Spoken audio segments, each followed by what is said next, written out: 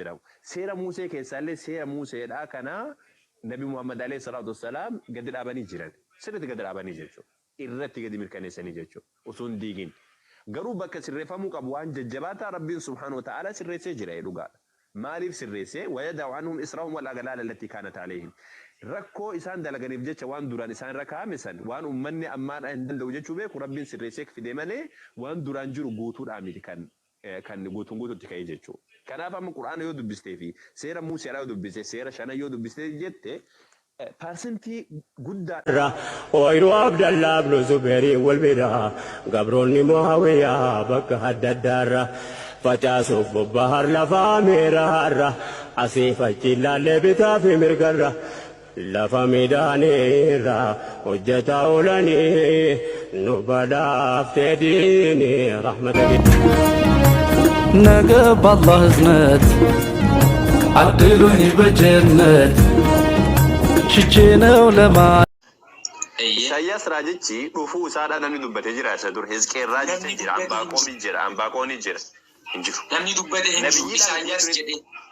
Nabiyyiidha jechuun ni dandeessaati. Nabiyyiidhaa miti jechuun ni dandeessa sababa dubbatamuu dhabeef. Dubbatamuu dhabuusaa osoo hin taane Isaayyaas garuu ofii isaatii nama seera yeroo sana waaqni namarraa barbaadu raawwataa guddateedha. Sigalee achi keessatti nama guddataa jiru. Waliigallee jira yoomsi dhibeen. Yeroo Abrahaam jirutti seerri sana dalagamuu qaba. Museen kan isa dura improve ta'uu qaba kanan jedhes kanumadha.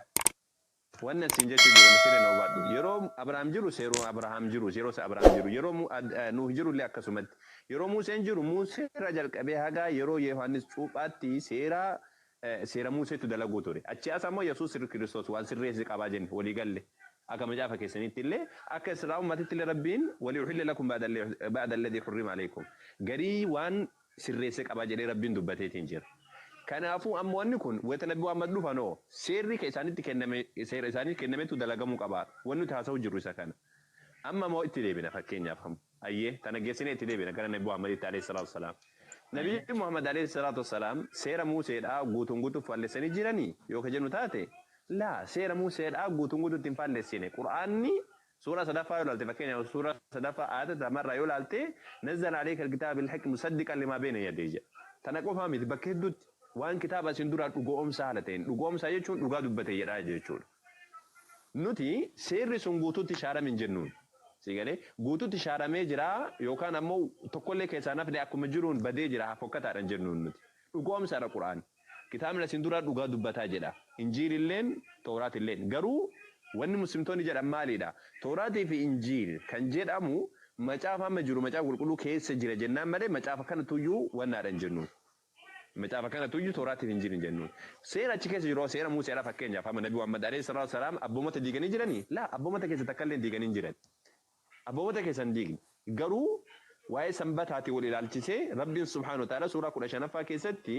innama ju'ila sabtu ala alladhiina ikhtalafu fi jarri wal dhabanii jennaan jararra kaamee jedhe jarri sabab wal dhabaniif isaan irra kaamee jedhee saba saniif jecha Rabbiin subhaanahu wa ta'ala guyyaa sanbataadha yookaan ammoo guyyaa sanbata xinnaadha irraa kaase jechuudha.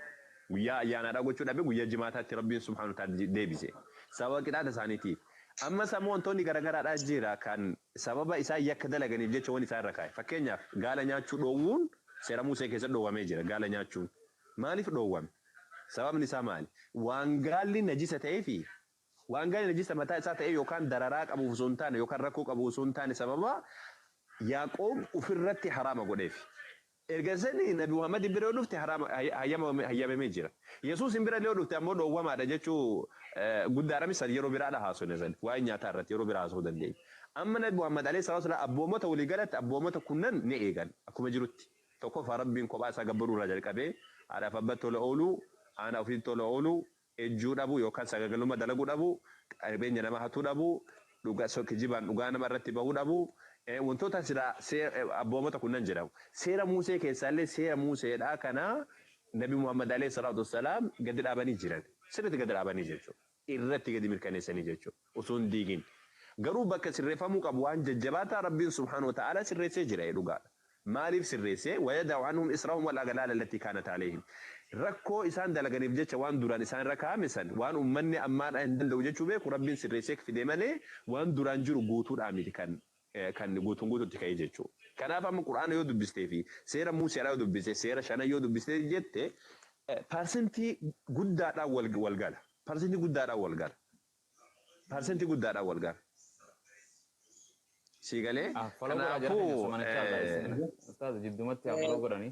utuu jennu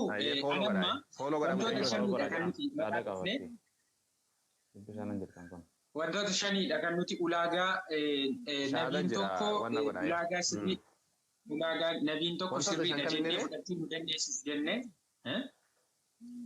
wantoonni shanii kamin afur irratti walii gallee bar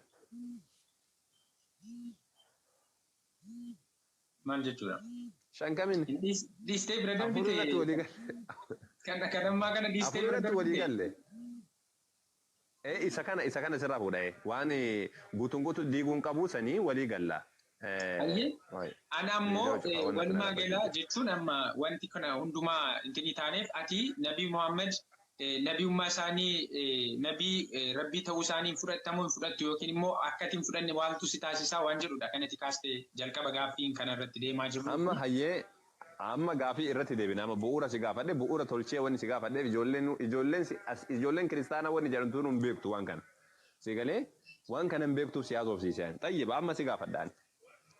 Ayyee. Tokkoffaarra si gaafadhaan. Tokkoffaadha Nabi Muhammad alayhi salaatu wasalaam fireen isaan buusan dachii duniyaa kanarratti hujii gaariin dhufa moo hujii hamaadhaan dhufa yoo jette hujii gaariidhaan dhufan akkuma jiruun. Baay'ee gaarii. Hujii namaan tokko keessa hin nama hataa hin jenne nama wanna godhaa hin jenne. Jabeessi qabu. Baay'ee gaariidha. Garuu jechuun maalirraati ati naan hin jetture ati maaliifi. Asii ati maalirraa jettanii? Eeyyee baay'ee gaariidha. Isuma jalqabaa wanti bu'uurri firii isaanii isaan beektu wanti jedhu jira miti. Firii isaanii isaan beektu Maatewos boqonnaa 7 keessatti atillee kaastee jirta sana. Firii isaaniitiin isaan beektu kan jedhu jechuudha. Innaa anammoo jalqaba wanti ani kaaseeru jira.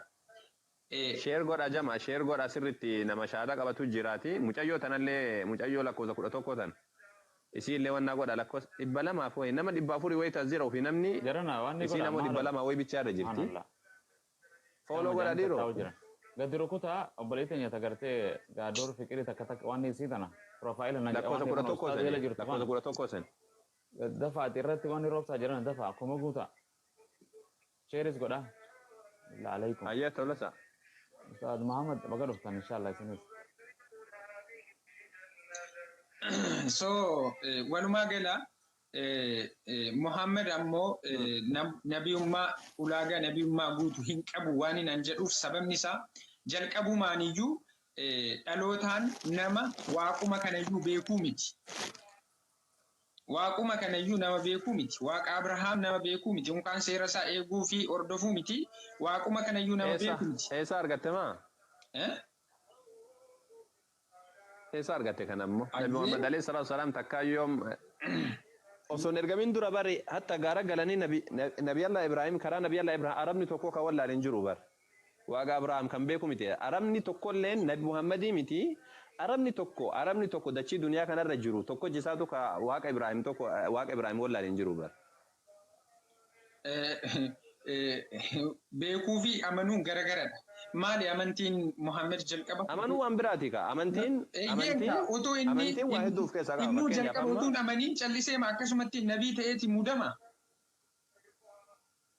Laa amantii waan ta'eef fakkeenyaaf Yesuus Kiristoosii fudhadha ammata.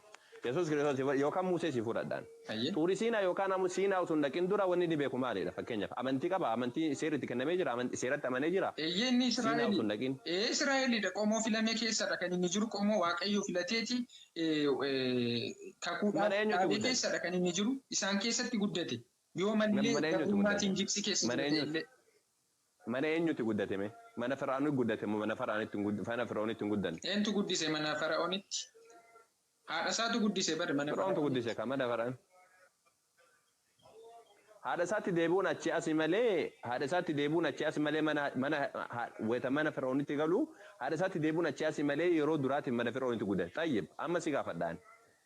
Saba Israa'el keessatti guyyaa jalqabaa guyyaa bishaan irratti argame sana eenyutu nama guddisuu danda'a jedhamee harkuma haadha isaatti guddate jalqabumaa kaasee bar akkasii miti. Ne eeggadhume fakkeenyaaf amma.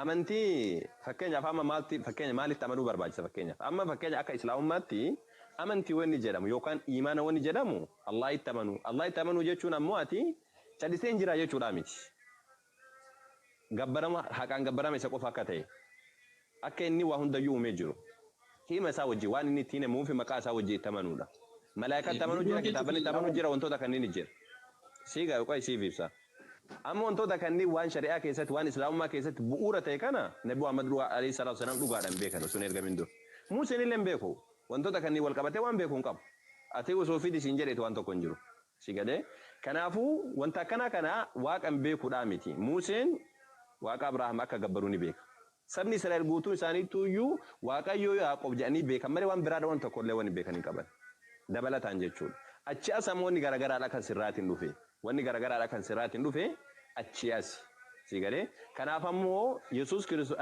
eenyu kana Museen akkana jedhe weete jenna fakkeenyaaf si gaafadhaan yaa Yohaannis Cuuphaan waan Yesuus kana addaan baasee ani naaf hin galle amma naaf galu jira jedhee dubbate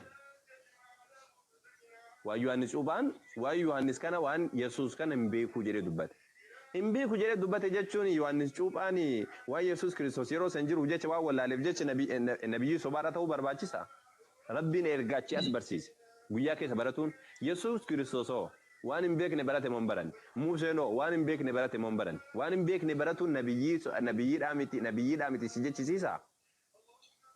Okay. Awwal mee kanuma irratti nu haasa'e maali amantaan Nabi Muhammad utuu gara nabiyummaatti hin dhufiin dura waaqatti sagada rabbi tokkicha sagadan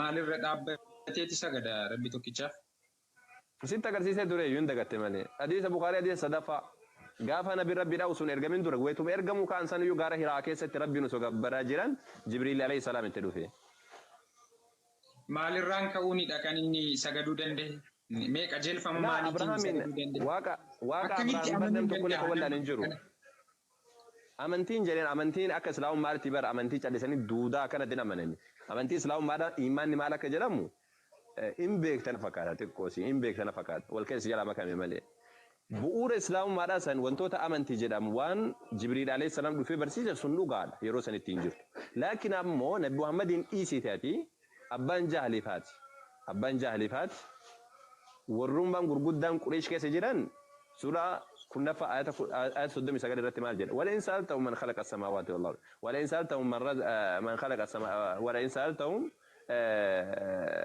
قل من يرزقكم من السماء والأرض أما يخرج الحي من الميت ويخرج الميت من الحي ومن يدبر الأمر فسيقولون الله جري نتيجة النبي محمد عليه الصلاة والسلام إنيوتو إسيني فيرا سامي بدأ إنيو كان جرا في دعاء دامباسو دعاء جرا راباسي جرا مو دعاء راباسو كولي قد وانتو تغرغرا أو إنيو جرا الله سينجري سيدي بسنجر نبي محمد متي ورد دراتوني بيكن نبي محمد واي كتاب آدم بيكن وانجيل بيكن توراة بيكن وانتو تغرغرا بيكن أتم نبي محمد عليه الصلاة والسلام نبي محمد متي مرمتون نبي محمدوني بيكن سريت واي الله لا جتشور واي ربي لا Okay. Allah jechuun Allah isaan beekan waaqa akkamiiti? Waaquma Quraana keessatti ofiisaa ibseedha awwal. Isuma beekane waaqni maal lamatu jira lama sadiitu jira. Allah jechuun bar jechi Allah jedhu bar waan Nabi Muhammad fidanii miti. Bakka kanatti ijoollee hedduu gongora akka malee. Nabi Muhammad miti kan fide jechi Allah jedhamu. Jechi Allah jedhamu saba Arabaa biratti duran jechi duran beekamu. Akkuma jechi Elohim jedhamu maqaan Elohim jedhamu warra Hibruu biratti beekamu Araba biratti illee Allah jechi jedhu duruma beekamu Nabi Muhammad dhufuun durayyuu maqaa kana Nabi Muhammad alayhi salatu wasallam lafa kan hin barsiifne Ar-Rahman kan jedhu dhugaadha Arabni hin beektu fakkeenyaaf amma Ar-Rahman kan jedhu Arabni hin beektu laakiin ammoo Allah kan jedhu duraan jira maqoonni Allah jedha subhanahu wa ta'ala kan ammoo bakka sanitti bari maaliif jecha jira awwal mee amma shaadaallee qabsiifadha isin rakkinan qabuuti. Foloo godhaa jiran inshallah. Nagaan ishee haa ta'u. Waaqayyo kan jedhu amma fakkeenyaaf Waaqayyo kan jedhu Kiristaan erga dhufee Itoophiyaa keessa Oromiyaa keessa kan inni dhufe. Waaqayyo kan jedhu durumaan iyyuu sabni Oromoo beeka. Kana jechuun waaqa macaafa qulqulluu beeka jechuun. Waaqayyoon hin beeknu tasumallee ta'e Waaqayyoon isa beekna waaqa jedha malee yoo kana hin beeku an takka dhageen beeku waaqeffataarra waaqayyo kan jedhu. Yoo kun itti dabalan. Yoo kana kiristaanuma itti dabalan. Garuu warri koo beeku. Sigalee warri koo qaallichaatti sagadu ni beeka. Otoo amantii kanatti hin dhufin qaallichaatti sagadu iyyuu garuu ni beeku turan. Waaqa jedhamu waaqayyo jedhan. Waaqa jedhamu waaqayyo jedhan. Waaqayyo jedhan. Waaqayyo jedhaniiti beeku san. Ani waaqayyo keessan Booraan illee dhaqeeti. Booraan illee dhaqee tan Gujii illee dhaqee waaquma jedhan malee yoo kana ittiin dabalanii. Bergit egaa ta'uu danda'a. Warra Booranaaf warra Gujii anillee hin beeku. Garuu look namoonni waan supernatural maqaa qaban qabu. Normaalii akkuma kamittiyyuu jechuudha. Innaa sun ammoo rakkoo naaf hin qabu ani rakkoo sun naaf hin qabu ani waa'ee maqaarra rakkoo guddaan qabu beekadhu. Wantoota akkana taniin xixiqqoo tana ijoollee xixiqqoodhaaf dhiifna sanii sufirra. Wanti kun xixiqqoo tanii ijoollee xixiqqoodhaaf dhiifna. Kana kaasaa jiru bara awwal kana miti. Garuu normaalii adeemsatu sanatti nu fide malee Mohammed nabii sirrii miti jedhee wanti ani amanuu fi inni tokkoffaan jedhee ani siif kaasaa jiru maal inni laayinii miti siin jedhee bara. Sanii nabi Muhammadii miti arabni iyyuu kan wallaaleen jiru siin jedhan hatta mormitoonni nabi Muhammad alayhi salaatu wassalaam warri yeroo san mormaa turan erga sanii kabaa isaanii itti amanan waa'ee maqaa kanarratti akka kaasan hin beekan Allah hin beeknu jedhan hin beekan tasuma. Segalee wanni irratti wal mormuu turanii jala kana seera Yesuusiin hin hordofa ture. Seera beeku. Seera Yesuusiin hin hordofa ture. Yesuus seera qaba maa? Seeruma Museetiin kenname ani jalqaba kanan kaase kanadha. Wanti haaraan dhufu hin jiru. Garuu wanti Yesuus fooyyesse immoo jira. Innaa haa ta'u seeruma Museetiin dhufe sana Yesuus ammoo cimsee Diniin gaddaabannaan duniyaan maal abbaasaa nama rabbiif kenne isatu badhaasa.